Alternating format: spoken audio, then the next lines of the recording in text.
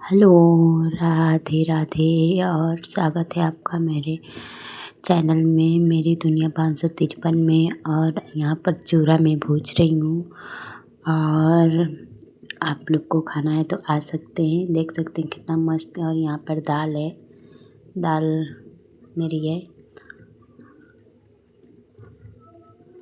और यहाँ पर मैं लकड़ी में लगा रही थी चूल्हे में। और यहाँ पर चूरा का कलर देख सकते हैं कितना मस्त आया है, कितना अच्छा लग रहा है, देखने में बहुत ही स्वादिष्ट लग रहा है। और यहाँ पर हमने आटा गूँथ कर रख लिया है। अब यहाँ पर देखिए दाल पिठौरी बन रही है।